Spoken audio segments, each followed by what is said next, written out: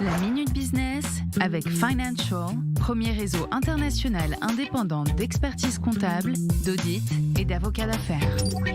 Le marché de l'occasion, de la seconde main, on connaît pour l'automobile, l'immobilier ou certains équipements, et bien la mode s'y met à son tour. Vous nous le confirmez aujourd'hui, Gilles Belaïch, notre expert. Bonjour Gilles. Alors ça prend une nouvelle dimension avec notamment le digital évidemment.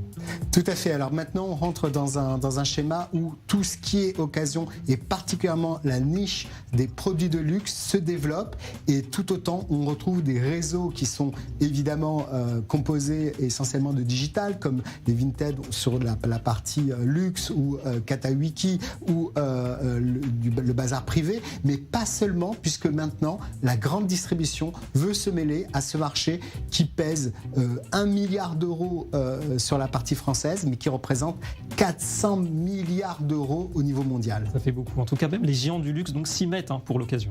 Oui, ils ont envie de prendre aussi une partie de ce qui n'est plus appelé occasion et qui est appelé vintage, c'est un mot bien plus joli pour vendre de la seconde main, mais en fait se rendre compte que c'est aussi un état d'esprit, et on n'est pas là juste pour parce qu'on n'a pas l'argent pour pouvoir payer le produit original, mais aussi parce qu'on a envie d'être dans la réutilisation, et c'est bien plus éthique. Ouais. En tout cas, on oublie les friperies, les marchés aux puces, puisque la grande distribution s'y met, elle a senti le filon. Et oui, alors on a eu l'exemple de Carrefour qui a fait des corners, ils achètent, ils revendent avec une marge d'à peu près de 30%, des spécialistes sont là, examinent votre portefeuille Vuitton ou Gucci, et on le revend avec une marge de 30%. L'objectif est de faire du roulement et de ne pas avoir de stock. Et voilà, la seconde main pour s'habiller aussi. Merci beaucoup Gilles Belaïch, et merci à vous. On se retrouve demain pour une nouvelle Minute Business. C'était la Minute Business avec Financial, réseau international indépendant, présent sur 5 continents, expertise, audit, légal et taxes.